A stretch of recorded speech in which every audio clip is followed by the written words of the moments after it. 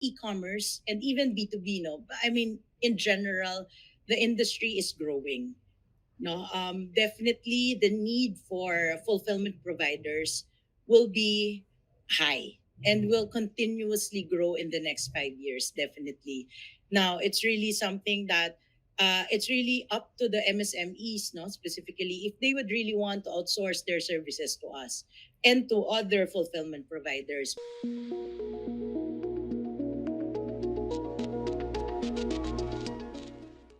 One of the things that we were doing quite recently, just before we quit corporate, was really setting up e-commerce businesses within a big conglomerate. No, so it's essentially, I mean, the experience is there. And then when we quit corporate already, the pandemic came as well. No, so it's a combo. It's a two-in-one at that time. And then this big opportunity came because one of our business partners actually owned this building, and we know that that commercial spaces are very hard to be rented out there at that time, right? During the pandemic, was because everybody's working from home already. So what we did was try to develop an idea that would actually utilize our expertise back way back when we were in corporate and when we quit corporate, because when we quit corporate we already started with our own individual businesses as well, no, so we are startup, we are small business owners as well. So we realized the challenges of each MSME on how it is actually how it's very how to make everything smooth for you to be able to grow or scale your business. And that is why we wanted to create an end-to-end solution for them. And that is why we created FullFill. And also during this time, there were a lot of businesses that were asking us as well for consultation. No? How do I grow? Where's the best place to actually put my stocks in? Who can actually help me fulfill? So these were the questions that were raised to us as well as individuals. And then, we said, we combined all of those opportunities and the experience that we had and then created FullFill. So we started FullFill at around, we're barely a year old actually. We're barely a year old. And our main vision and our main advocacy is to really help as many MSMEs as possible like us. So they will have an easier time to scale and to have a partner actually to grow in their business. The biggest challenges, especially for the MSMEs, would be number one is manpower. Okay, because most of the MSMEs that we speak with right now, these are usually the husband and wife tandem who actually started up their own business during the pandemic, or an overseas Filipino worker actually wanting to have a business in the Philippines.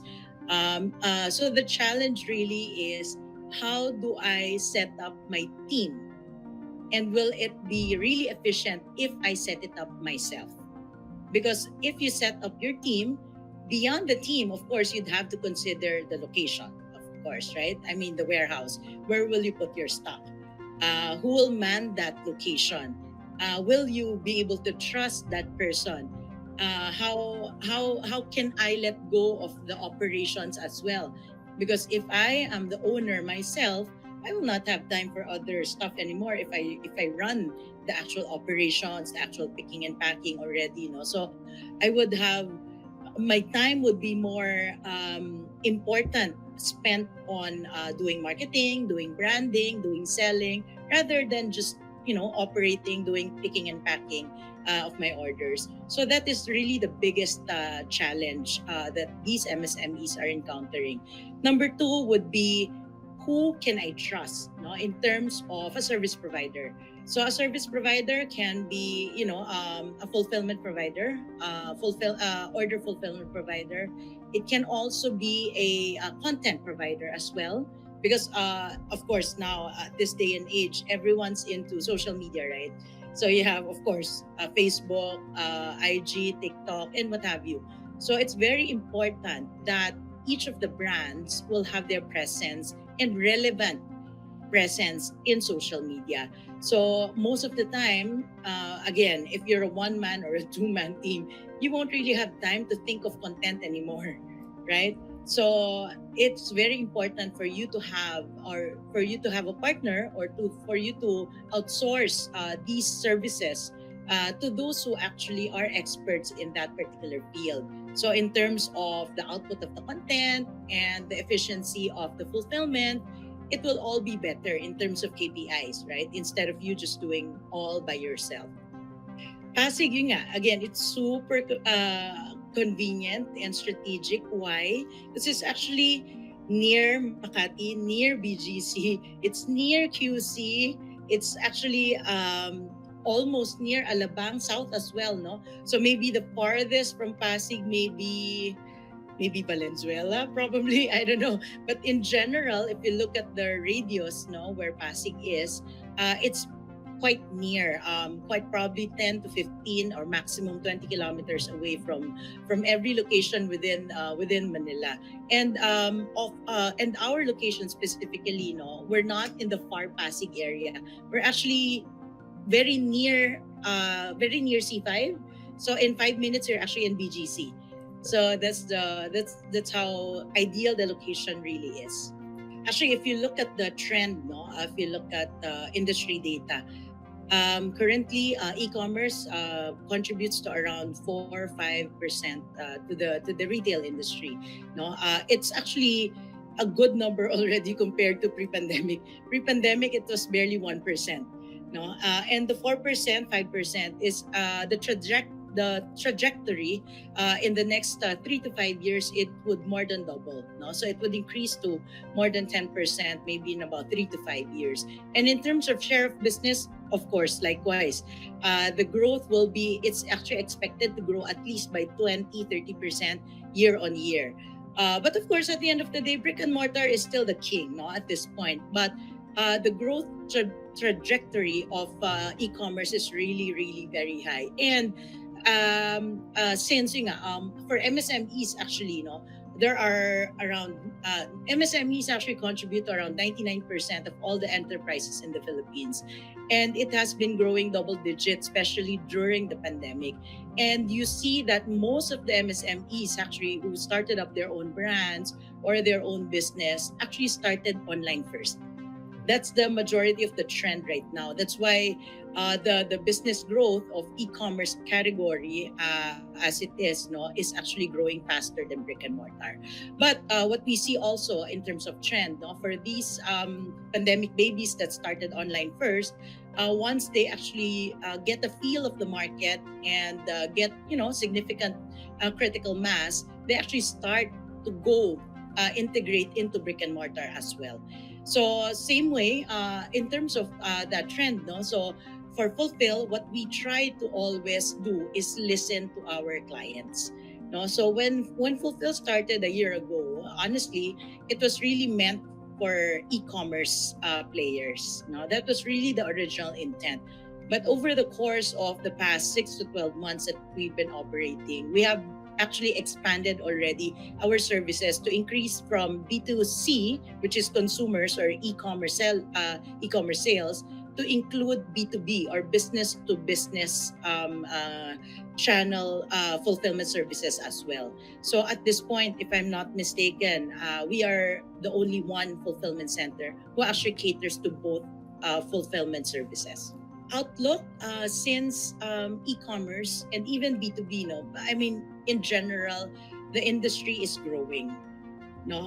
Definitely the need for fulfillment providers will be high and will continuously grow in the next 5 years, definitely.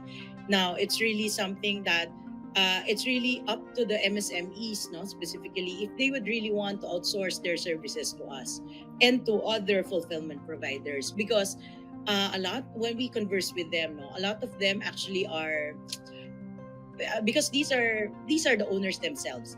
A lot of these are, it's their baby. So sometimes it's hard to let go, especially if you're so OC, diba? So you'd really like to handle everything. But overall, I think if they see a partner or a fulfillment provider that they can trust. That's number one. Number two, that understands them and listens to them.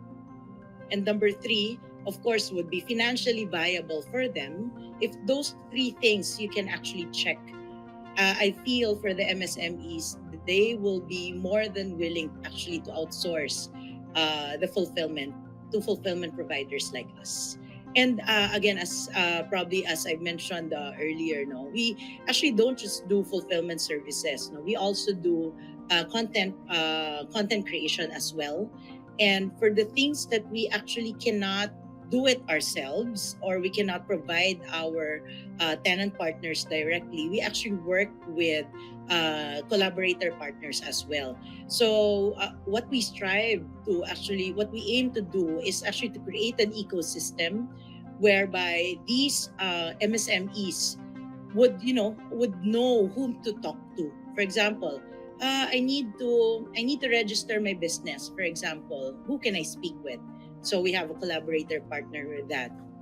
For that, for example, I need an online store, right? Because most sellers right now actually sell through the normal marketplaces, but some would want to have their own .com.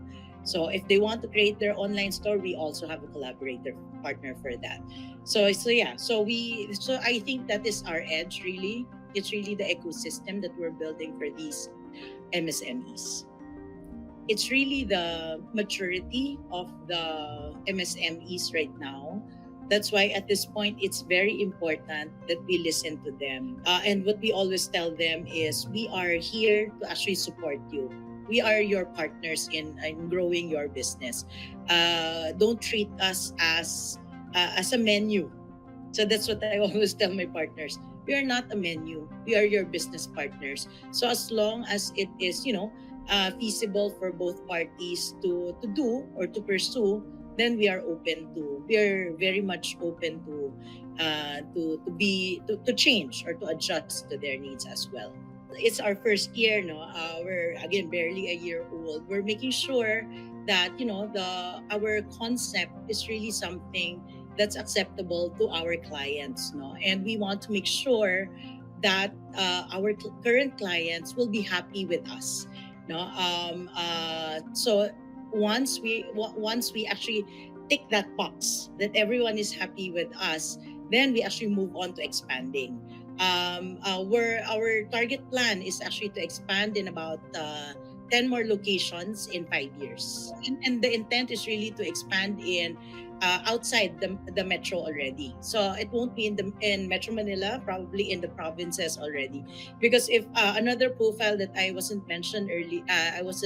to mention earlier, our clients, there are clients actually that are from the provinces that would want to expand in Manila, and they don't have the bandwidth to actually create another team here in Manila because it's not efficient anymore. So they actually outsource the fulfillment and even the content creation to us as well.